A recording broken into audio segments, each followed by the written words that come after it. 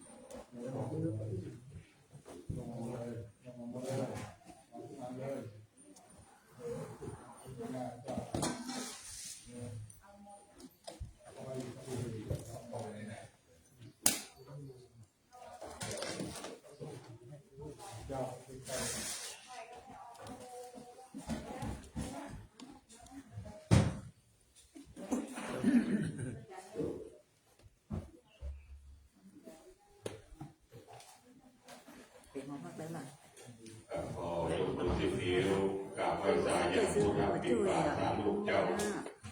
อันทาปนาตักไว้หน้าโลกพระพุทธพระวิหารตลาบาตลาลายไหว้สายังองค์พระสวรรค์เจดีย์พระบรมธาตุเจ้าดอยสุเทพไหว้สาเทวบุตรเทวดาฮักกรณีเจ้าที่เจ้าแดนสุแสเจ้ายาแสเจ้าโอวัตเทพพัตเทพพระสุเทวฤาษีเจ้าพ่อขุนพันธ์เจ้าแม่ขุนอินทร์เทวดาฮักษาพระบรมธาตุเจ้ากราบไหว้สาในเมตตาบารมีธรรมพระเดชคุณหลวงพ่อพระธรรมเสนาบดีหลวงพ่อเจ้าคณะพระเทศเจ้าว่าพระธาตุเจ้าดอยสุเทพราชเจ้าวรวิหารพระสงฆ์เทรานุเทระขอสวัสดีคณะสัตยาพ่อแม่พี่น้องตลอดจนถึงคณะศิษย์วัดทุกคนทุกท่านวันนี้เป็นวันพระเดือนเก้าออกแปดค่ำวันนี้เป็นวันสำคัญแห่งวันหนึ่งในทางของพุทธศาสนาและเป็นวันสำคัญของชาติวันเฉลิมพระชนมพรรษาของสมเด็จพระนางเจ้าพระบรมราชินีสุธิดาในรัชกาลที่10วันนี้ทั้งปวงชนชาวไทยทุกหมู่เหล่าจะได้น้อมเกล้าน้อมกระหม่อมถวายพระพรชัยมงคลของพระองค์ทรงพระเจริญและตีบนพระธาตุเจ้าดอยสุเทพเราในวันนี้ในภาคเวลาประมาณ9:39 โดยประมาณเวลาเป็นมงคลเป็นมงคลภายใต้ร่มบารมีธรรมพระเดชคุณหลวงพ่อพระธรรมเสนาบดีรวมกับพระสงฆ์นิกรบ้านดอยสุเทพจะได้น้อมเกล้าน้อมกระหม่อมถวายพระพรชัยมงคลด้วยการเจริญพระพุทธมนต์น้อมถวายเป็นพระพรชัยมงคลเราทุกคนทุกท่านในนามของพระสงฆ์นิกรจะได้สัมมาทิฏฐิปฏิบัติน้อมถวายพระพรชัยมงคลแด่พระองค์เจ้านะครับ ในวันนี้ดังนั้นในเมตตาธรรมของพระเดชคุณหลวงพ่อขอเจริญพรคณะสัตยาสาธุชนในนามของพระสงฆ์นิกรบ้านดอยสุเทพได้มาร่วมพิธีอันเป็นมงคลเป็นมงคลน้อมเกล้าน้อมกระหม่อมถวายพระพรชัยในวันนี้เวลา9 โมงโดยประมาณก็ครึ่งมากันนะครับจะได้น้อมเกล้าน้อมกระหม่อมถวายพระพรชัยมงคลของพระองค์ทรงพระเจริญวันสำคัญของชาติวันเฉลิมพระชนมพรรษาในวันนี้และวันนี้เป็นวันพระเดือน8ออก8 ค่ำดังนั้นเราจะได้ร่วมในพิธีทำบุญตักบาตรเป็นมงคลเป็นมงคลทั้งน้อมเกล้าน้อมกระหม่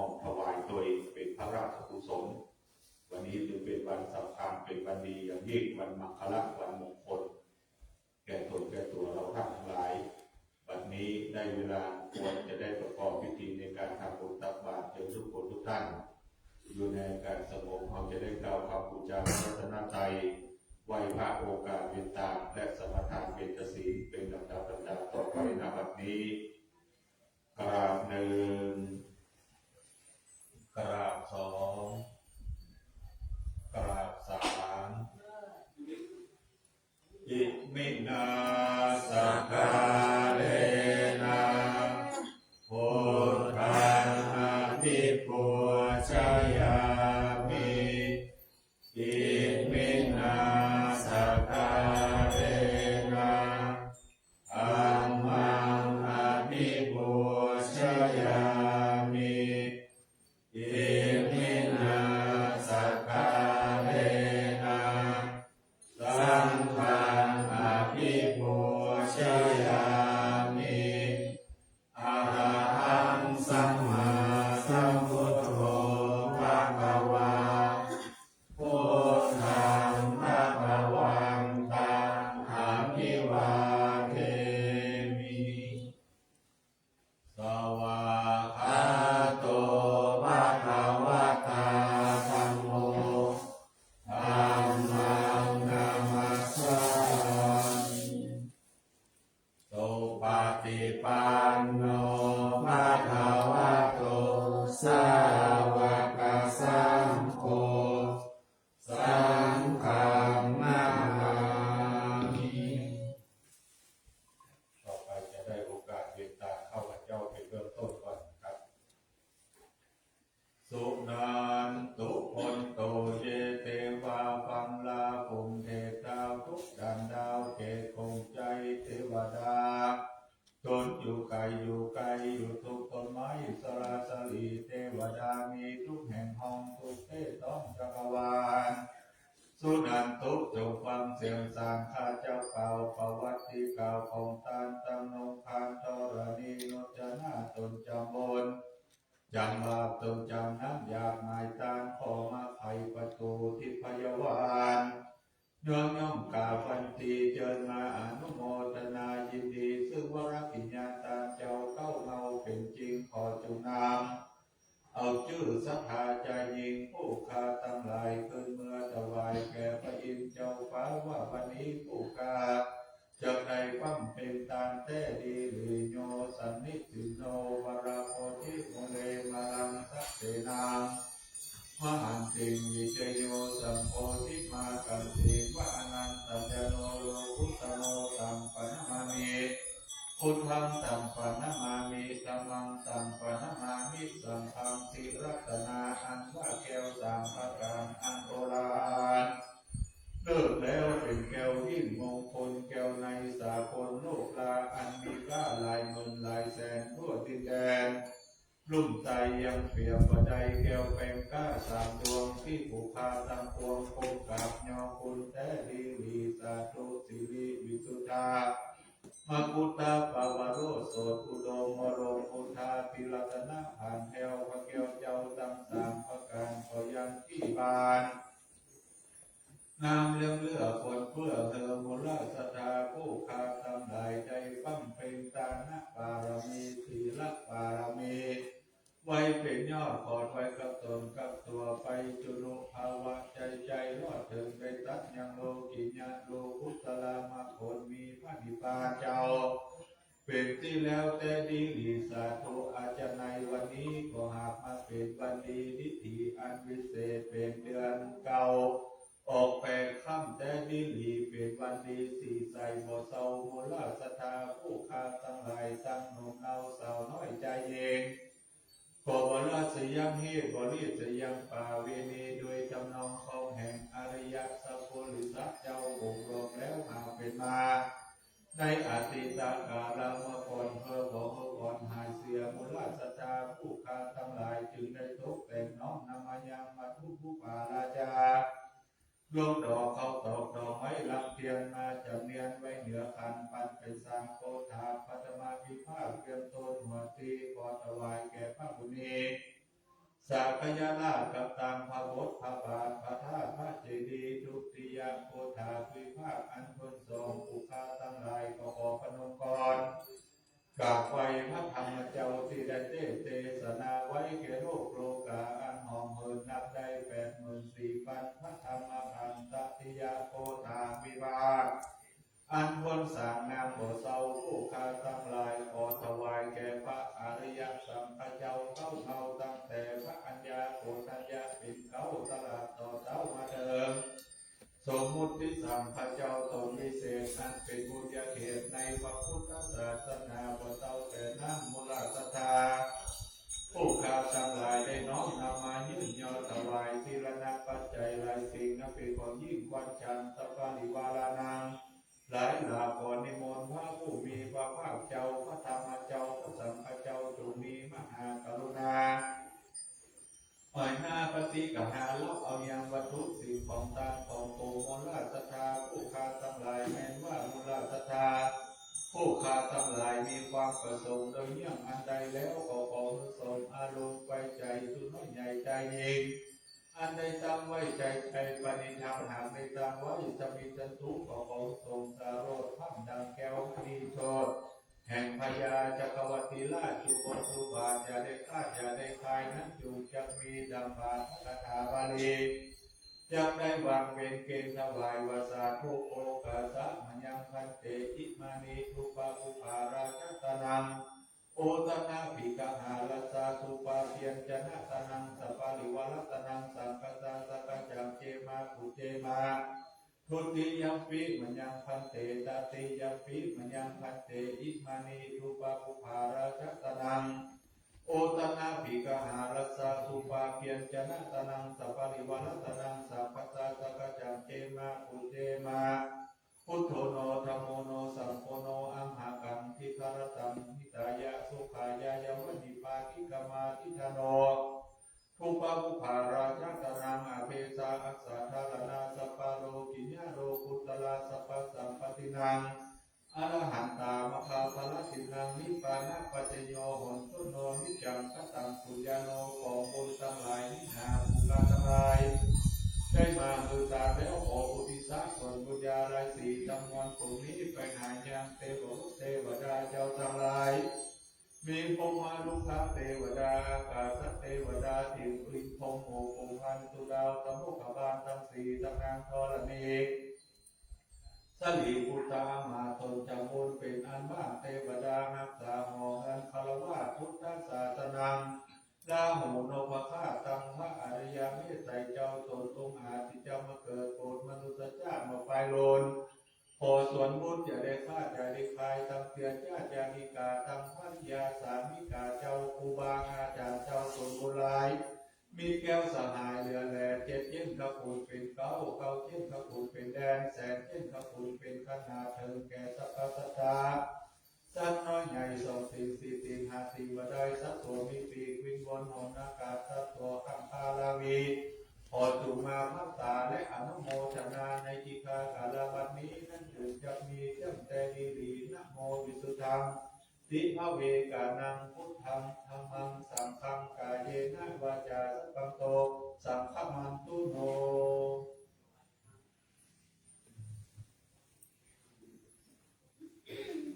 ต่อไปกล่าวคำอาราธนาเป็นศีลพร้อมกันครับมะยังทันเตวิสุงวิสุงลาคานาทายะติสารเนนะสาปัญจศีลานิยาจามาโพธิยัมปิมายังพันเตวิสุงวิสุงลาคานาทายะติสารเนนะสาปัญจศีลานิยาจามาตาติยัมปิมายังพันเตวิสุงวิสุงลาคานาทายะติสารเนนะสาปัญจศีลานิยาจามานะโมตัสสะภะคะวะโตอะระหะโตสัมมาสัมพุทธัสสะนะโมตัสสะภะคะวะโตอะ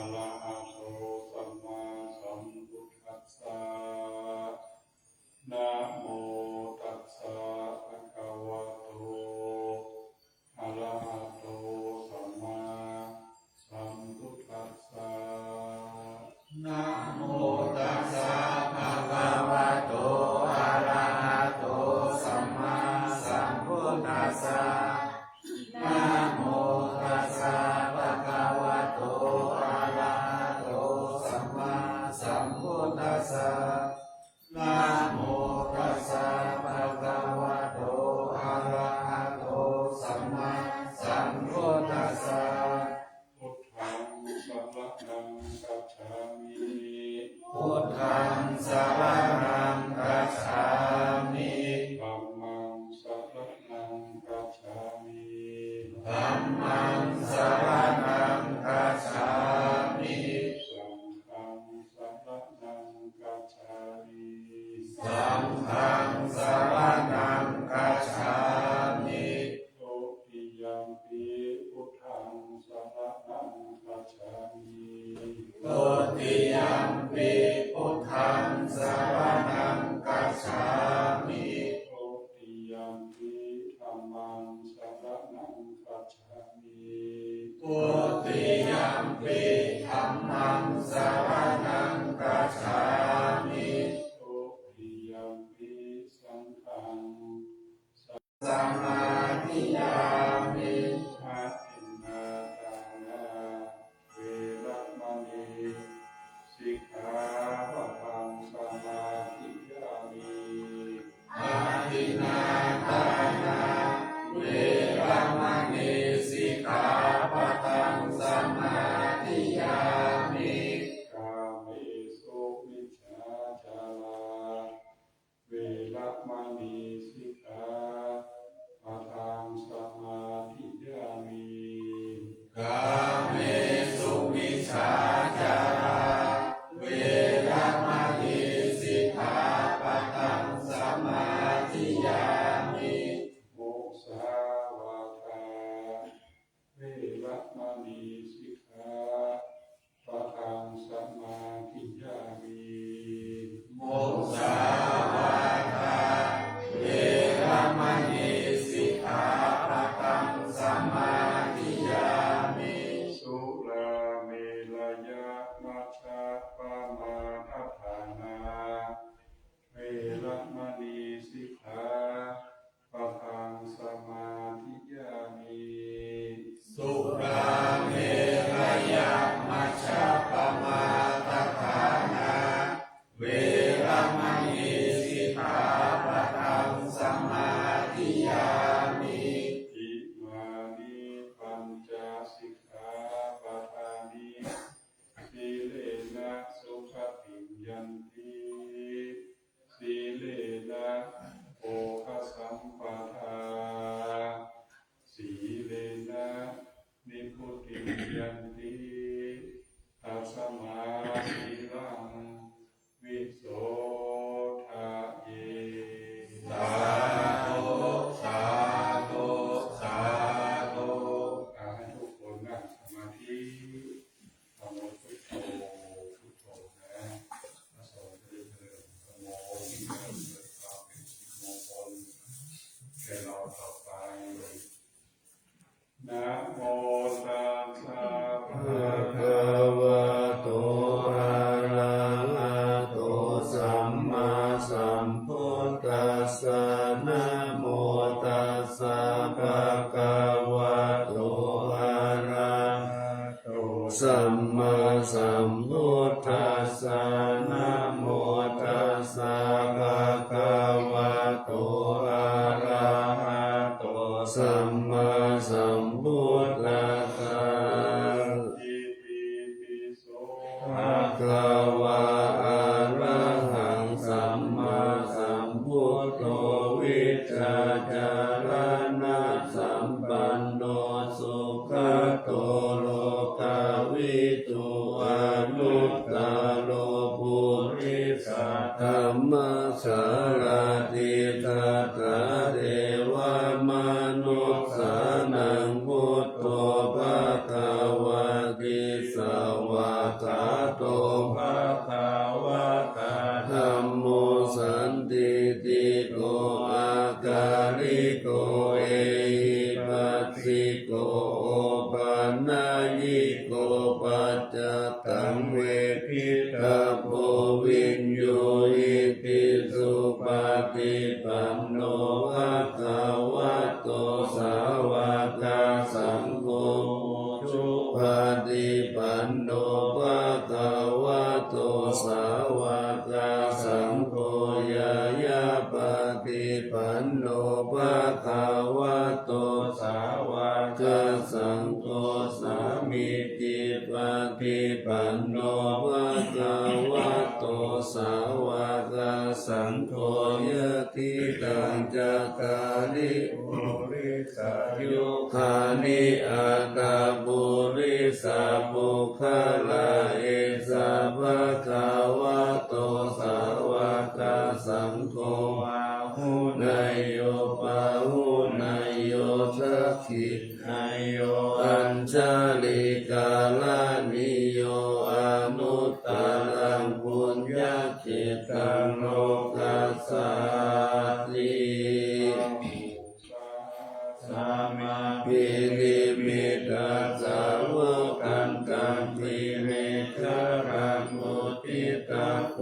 รัสสะเสนามารังพระนาติธัมมวิตินาจิตาวามุนินโดตันเตจัสสะภะวันตุเตชะยะมังคลานินาราติเลกามาปิโยทิตัสสะภะรติโพรัมปนาลาวะตามัคคามะตาตายะขังคันติสุตันตาภิตินาสิตาวามุนินโดตันเตชะสะภะวันตุเตชะยะมังคลานินาราคิริงคาชาวะลังอัตติอัตถะภูตังภาวะติจักขมัสสานิวาสุทารุนันตังเมตตังปุเสกาวิธินาจิตาวามุนินโดตันเตชะสะภะวันตุเตชะยะมังคลานิอุคิกาคาธรรมติหัตถสุทารุนันตังภาวันติโยชนะปะทังปุริมาลาวันตังอิติปิสังคตามโนชิตาวามุนินโตตันเตชะสะภะวันตุเตชะยะมังคลานิกัปวานากัตตมุตตะรังอิวะคาปินิยาจินจายาตุตาวัจจานังชนะกายามัสสิสันเปนะสุมาวิธินาจิตาวามุนินโตตันเตชะสะภะวันตุเตชะยะมังคลานิสัจจังวิหายามติสัจจกวัฏจิตุวัฏภิโรปิตามานังอาทิยันทภูตังปัญญาปาทิปัจจาริโตสิตาวามุนินโดตันเตชะสะภะวันตุเตชะยะมังคลานินันโทปานันตพุชะขังวิพุตตังมหิติงโกเตนะเทระพุทธเกนะกะมาปะยันโตอิตุปะเตสะวิตินาสิตาวามุนินโดตันเตชะสะภะวันตุเตชะยะมังคลานิทุกขังอธิติพุทธเกนะสุตตะหัตถังพรหมวิสุทธิจุติมิติวัคคาปิตานังญาณตเตนะวิธินาหิตวามุนินโตตันเตชะสะภะวันตุเตชะยะมังคลานิเอตปิโพตชะยะมังคลาอัตถกถาโยวัจโนทินาทิเนสารเตมาตันติหิตวานาเนกาวิวิธานิจุปัตตวานิโมกขังสุขังอาทิกามายานาโรสปัญโยนาโตอิตายะสัพพะปาลินาปุเรตวะปารามิสัพพะปัตโตสัมโพธิโมตตามังเอเตนะสัจจวัคเทนะอุตุเตชะยะมังคลังชยันโตโพธิยาโมเรสักกายานังนันติวัตโนเอวันตวังวิชัยโยโหหิชัยสุชัยมังคเลอปาราชิตาปัลลังเกสิเสปัตวิปุคเลอภิเสเกสา คะพุทธานังอัคคะวะโตอะโมทัตติสุนัขตังสุมังคารังสุปะปะตังสุมุติตังสุขานุสุมุหุโตจักสุยิตังรัมมัจจาริสุปะทักขินังกายกัมมังวาจากัมมังปะทักขินังวาทักขินังมโนกัมมังปะนิทิเตปะทักขินาปะทักขินานิกัตวานาลวันตันเตปะทักขิเน ขอความเจริญสาธุจงบังเกิดมีแก่ศรัทธาสาธุชนทั้งหลายวันนี้เป็นวันขึ้น8 ค่ำเดือน9 เดือนเป็นวันพระวันธรรมสวนะวันที่เราทั้งหลายจะได้รักษาศีลฟังธรรมเป็นวันที่เป็นวันแห่งกุศลกรรมท่านสาธุชนทั้งหลายกุศลกรรมก็หมายถึงธรรมที่เป็นกุศลหรือเรียกว่าธรรมอันขาวสีขาวเนี่ยใครๆก็ชอบใครๆก็ชอบของขาวคือว่ามันสะอาดคำว่าขาวเนี่ยมันสะอาดที่จริงคำว่าสะอาดเนี่ยมันก็ไม่ได้ว่าขาวอย่างเดียวแม้ว่าจะเป็นสีเขียวสีแดงสีเหลืองทุกสีที่มันสะอาดทุกคนก็พอใจทุกคนก็ภูมิใจ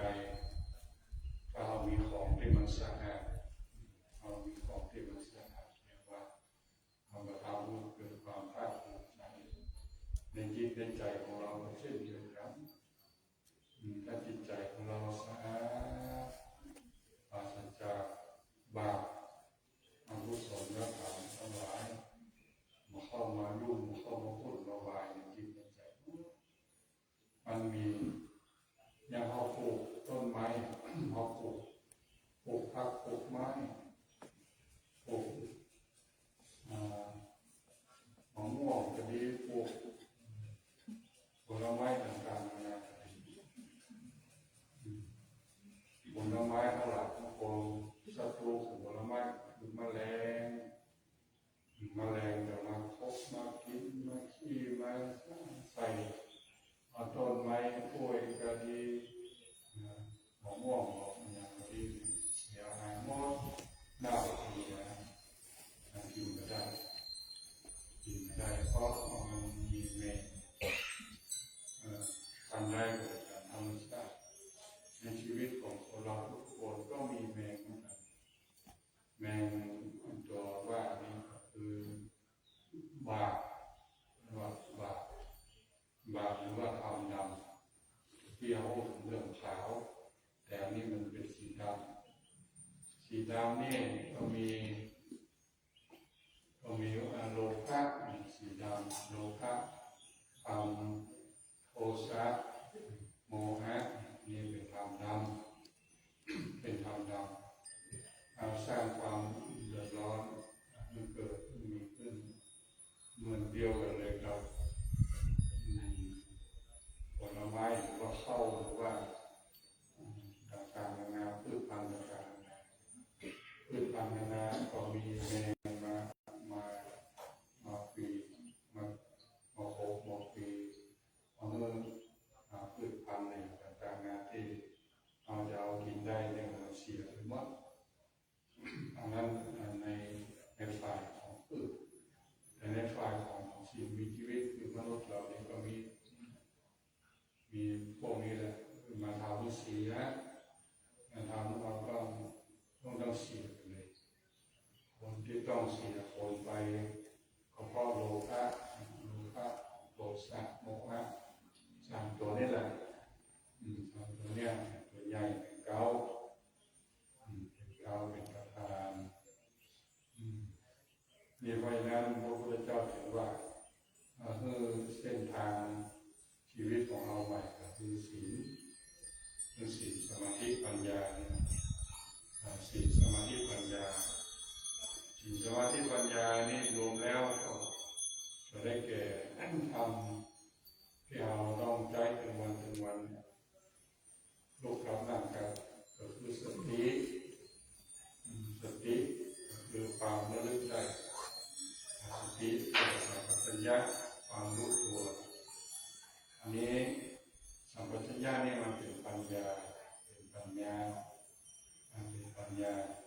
ตินี่เป็นทางที่ต่อเรื่องกันเพราะนั้นทำแบบนี้เป็นที่พึ่งใจหลวงเพราะว่าทำมันเป็นที่พึ่งใหญ่เราจะนั่งไหนเอาหูสึกว่าเรากำลังนั่งเอานอนเอาทำการทำงานหรือเอาหูว่าเรากำลังทำการทำงานเอาโอเอาจ๋ากับผู้หนึ่งผู้ใดเอาหูว่าเรากำลังโอจ๋ากับผู้หนึ่งผู้ใดโอกับลูกกับโอกับสามีกับโอกับภรรยากับโอกับพี่กับน้องโอกับพ่อกับแม่ถ้ามีสตินั่นจะเป็นตัวกำหนดว่าจะต้องใช้คำพูดเช่นใดการเช่นคำพูดกับลูกต้องได้อย่างไรพูดกับพ่อกับแม่ต้องได้อย่างไรต้องแสดงความเคารพอย่างไรพูดกับผู้บังคับบัญชาหัวหน้าที่ทำการทำงานต้องพูดได้อย่างไรการทำการทำงานทุกอย่างเรามีสติเนี่ยจะเป็นสังฆลักษณ์โดยที่เราเนี่ยได้ทำได้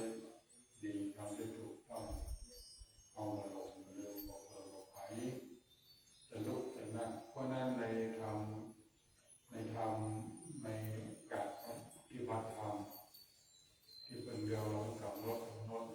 การปฏิบัติทุกทำทุกอย่างจะต้องมาใส่สติเนี่ยถ้าเรามีสติเราสามารถที่จะปฏิบัติธรรมได้เหมือนกับคนที่เสียสติว่าโดยเหตุใดเหตุเสียสติแบบถาวรก็คือเจ็บป่วยเช่นคนที่มีสติฟั่นเฟือนที่ต้องอยู่ในโรงพยาบาลอันนั้นมันมีสติมันขาดสติหรืออีกประเภทหนึ่งเครื่องดองของเมาก็ทำให้ขาดสติได้พอขาดสติแล้วก็มาสามารถที่จะสมเนื้อสมตัวได้ลืมไปหมดลืมได้กระทั่งของเก่าลืมเสื้อลืมผ้าลืมพ่อลืมแม่ลืมทุกสิ่งทุกอย่างอันนี้สติการลงลืมเนี่ยการลงลืมมันก็ไปอยู่ในภาคของโมฆะมันก็เป็นภาคข้อกรรมนึงเป็นภาคข้อกรรมภาคพระธรรมเรียกว่าเขาบอกว่าสามตัวโลภะหนึ่งโทสะหนึ่งโมหะหนึ่งโดยเฉพาะยิ่งเราโทสะยิ่งหรือว่าทั้งสามคำทั้งสามคำพระพุทธเจ้าว่าอันนี้มันหนุนอ้วนเลยมันอ้วนมีแม่มีสุดเลยมันเกิดมาลอยมันลอยมาดูยังไงก็มันโลภะหนึ่งมันลอยมาโทสะหนึ่งลอยมาโมหะหนึ่งลอยมาเหมือนเมฆที่มันลอยบนฟ้าสถานดูแล้วสถานเนี่ยพอทำเมฆให้มันเหมือนมีอ้วนเหมือนมีเจ้าที่สติอย่างมันลอยมาบางทีมันลอยมาแล้วนักเข้าก็เป็นฟ้าห้องเป็นฟ้าครางห้องเป็นฟ้าเป็นฝนเป็นตกลงมาอันนี้ก็เหมือนกันแต่ว่าสามตัวนี้โลภะสติโทสะสติโมหะสามารถมีพระเอกที่จะปราบคนได้คือศีลสมาธิปัญญา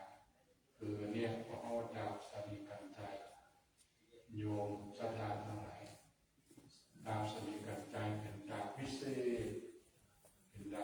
ษสามารถรับฟังอย่างเป็นมดแต่ถ้าไปมีไว้คนนั้นเป็นผู้พิเศษดาวสติกันใจก็คือนี่แหละคือศีลสมาธิปัญญาเพราะนั้นศีลสมาธิปัญญาเนี่ยเป็นธรรมที่พระสัมมาสัมพุทธเจ้าได้มอบไว้ให้แก่ทุกคนเอาเป็นเส้นทางเดินเอาเป็นไม้กายสิทธิ์เป็นของวิเศษสำหรับตัวของพวกเราทุกคนเราทุกคน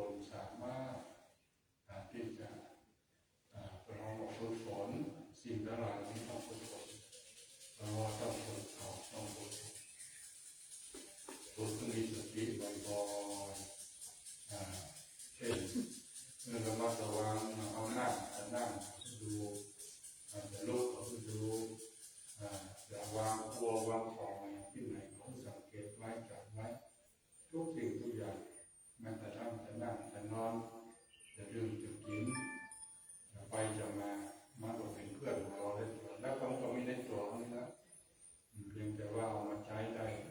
มันเกิดมาก็เอาเลยมันต้องไปหามาจากข้างนอกมันอยู่ภายในสำเร็จเราว่าเป็นอัตโนมัติมากับชีวิตเลยของดีของวิเศษเกิดมากับชีวิตมีแต่เพียงว่าเอาแต่ใจไหมหรือว่าเอาแต่ปล่อยเมื่อโลภะโทสะโมหะความพระธรรมเข้าครอบงำชีวิตก็ลำบากแต่ถ้าชีวิตมีศีลสมาธิปัญญาชีวิตก็ความลำบากก็จะลดน้อยถอยลงไปจนที่สุดก็ไม่มีความลำบากมีแต่เรียกว่าเป็นทางกุศลอย่างเดียวเป็นทางกุศลเนี่ยมันจะมีสองเส้นกุศลเส้นหนึ่งแล้วก็อกุศลเส้นหนึ่งทำเส้นหนึ่งทำเส้นหนึ่งในชีวิตของเราก็ประกอบด้วยมันจะมีสองอย่างนี้นะถ้าเราเอาทำชีวิตของเราก็เป็นไปอย่างนี้แต่ถ้ามีสติมีพุทธังธัมมังสังฆังสรณังคัจฉามิแล้วก็จะมีทางขาวมาเป็นเครื่องปกป้องคุ้มครองเราถ้าเราขาดสิ่งนี้ไปขาดสติไปขาดพุทธังสรณังคัจฉามิธัมมังสรณังคัจฉามิสังฆังสรณังคัจฉามิก็จะมีอกุศลและอกุศลนั้นเข้ามาเป็นเปลี่ยนเราวันนั้นขอได้ศรัทธาทั้งหลายได้ตั้งสติไว้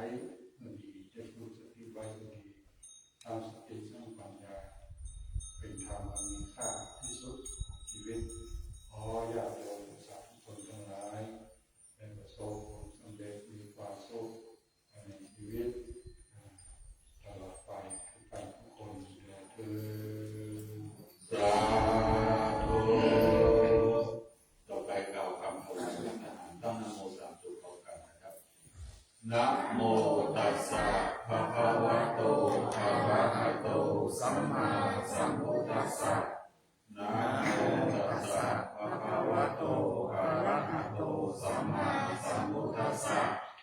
นะโมตัสสะภะคะวะโตอะระหะโตสัมมาสัมพุทธัสสะอิมานิมะยังพันเตปัตตานิสัพพะริวารานิภิกขุสังฆัสสะโอโนชยามะสาธุโนพันเตภิกขุสังโฆอิมานิปัตตานิสัพพะริวารานิปฏิคันหาโตมหากังอิคารตังอิตายะสุขายะพระแด่พระสงฆ์ผู้เจริญพระสงฆ์จงรับและรับทราบข้าพเจ้าทั้งหลายน้อมถวายซึ่งภัตตาหารของบริวารทั้งหลายเหล่านี้แด่พระรัตนตรัยทั้งสามผู้ประเสริฐขอพระรัตนตรัยทั้งสามผู้ประเสริฐจงรับซึ่งภัตตาหารของบริวารทั้งหลายเหล่านี้ของข้าพเจ้าทั้งหลายเพื่อประโยชน์เพื่อความสุขเพื่อความเจริญแก่ข้าพเจ้าทั้งหลายด้วยแก่ปิยชนทั้งหลายบิดามารดาเป็นต้นด้วยแก่สรรพสัตว์ทั้งหลายด้วยแก่เทวบุตรเทวดาด้วยตลอดกาลนานเถิดสาธุ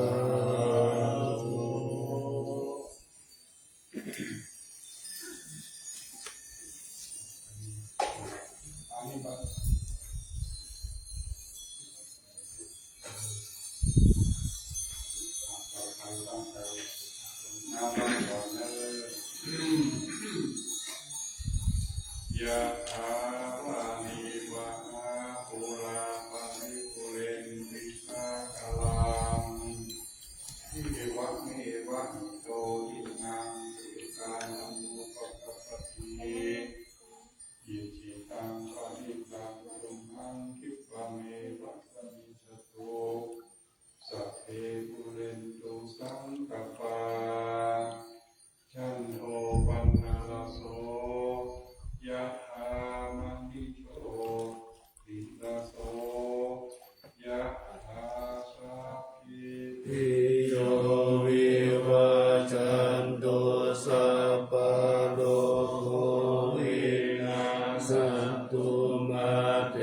ภ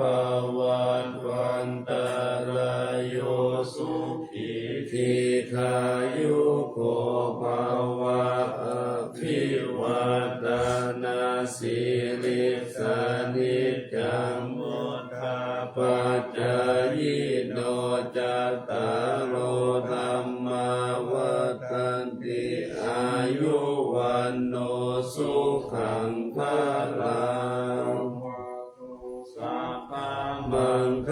ลังรักขันตุสัพพะเทวตาสัพพะพุทธานุภาเวนัสสัทธาโสติภวันตุเตภวันตุสัพพะมังคลังรักขันตุสัพพะเทวตาสัพพะธัมมานุภาเวนัสสัทธาโสติภวันตุเตภวันตุสัพพะมังคลังรักขันตุสัพพะเทวตาสัพพะสังฆานุภาเวนัสโสติภวันตุเต สาธุสาธุสาธุต่อไปกล่าวคำแผ่เมตตาให้กับสรรพสัตว์และแผ่เมตตาให้กับตัวเองว่าตามนะครับสัพเพสัตตาสัตว์ทั้งหลายที่เป็นเพื่อนทุกข์เกิดแก่เจ็บตายด้วยกันทั้งหมดทั้งสิ้นอเวลาหุนตุจงเป็นสุขเถิดอย่าได้มีเวรซึ่งกันและกันเลยอัพพยาปัชชาหุนตุจงเป็นสุขเถิดอย่าได้พยาบาทเบียดเบียนซึ่งกันและกันเลยอนีคาหุนตุจงเป็นสุขเถิดอย่าได้มีความทุกข์กายทุกข์ใจเลยสุขีอัตตานังปริหารันตุจงมีความสุขกายสุขใจรักษาตนให้พ้นจากทุกข์ภัยทั้งสิ้นเถิดอหังสุขิโตโหมินิทุโขโหมิอเวโรโหมิอโรโคโหมิสุขีอัตตานังปริหารามิขอให้ตัวของเราเองจงมีความสุขปราศจากทุกข์ไม่มีภัยไม่มีเวรไม่มีโรคอยู่เป็นสุขทุกเมื่อเธอต่อไปเข้าสู่ภาวนาใหม่กำหนดลมหายใจเข้าลมหายใจออกวันนี้วันสำคัญวันเฉลิมพระชนมพรรษาของสมเด็จพระนางเจ้าพระบรมราชินีสุทธิดาน้อมเกล้าน้อมกระหม่อมถวายพระพรชัยมงคลขอพระองค์ทรงพระเจริญด้วยการเจริญเมตตาภาวนาชั่วขณะหนึ่งณบัดนี้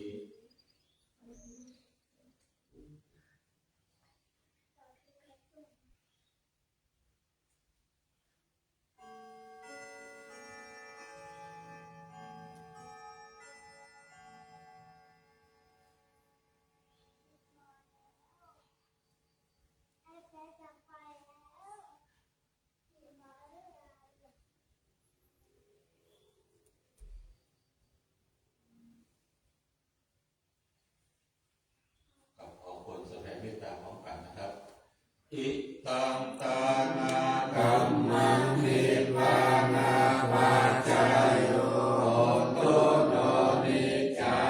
งอิตังศีลคัมมังนิพพานาปัจจายโยโตโนนิจังอิตังภาวนาคัมมังนิพพานาปัจจายโยโตโน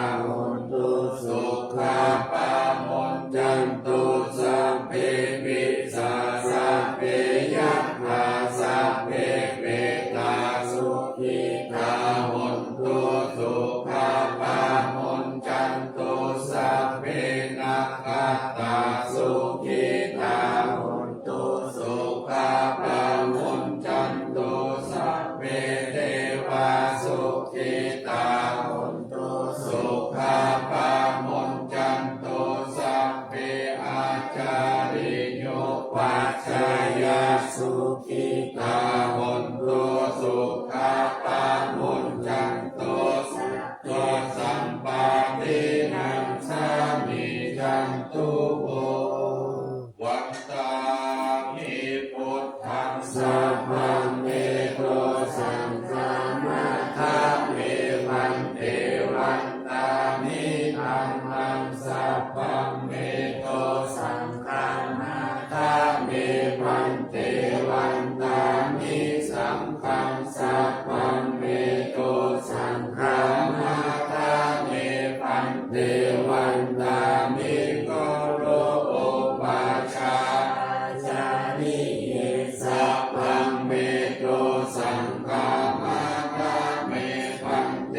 วันตามิกัมมัฏฐานังสัพพังเมโตสังฆามาทาเววันเทวันตามิอาราเม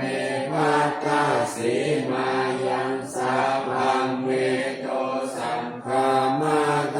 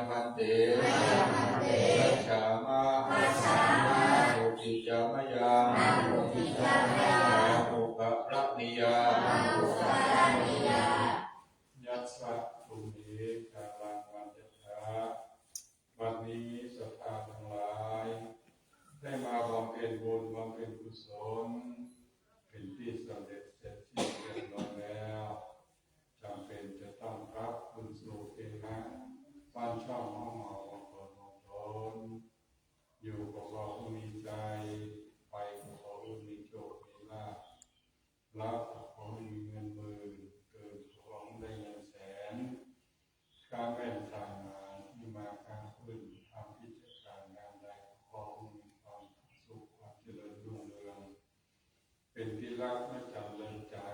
แก่คนและเทวดาไปทุกคืนทุกวันทุกผู้ทุกท่านแด่เดิน สาธุสาธุสาธุวันทามิพันเตสัพพังอาภาราธังกามาตาเมพันเตมยากาตังปุญญังสามินาอนุโมทิตาปังสามินากาตังปุญญังไมหังกาตาปังสาธุสาธุอนุโมทามิ มีกายุโกอายุวันโนสุขังพลัง สาธุสาธุสาธุ อาภัพวันวาจา สัพพิติโยวิวัสตุสัพพะทุโกวินาศตุมาเตภวัตวันตรายโยสุขิติกายุโกภวะอิวาตาติวิสานิจังมุทาปจาจิโนตตะโรธรรมาวัฏติอายุวโนสุขังภะลัง พุทธิยามุเลสกายานานัมทิวัตโนเอวังตาวังชโยโหหิสายสุสายมังเรอปาลาทิปาลังกิติสิเสปัทวิปุสิกิสัพพพุทธานังอาคัปปะโตปะโมทติสุนักกตังสุมังสุปะภะตังสุโหติตังสุกาโนสุโมโหโตจัสสุจิตังพรหมจา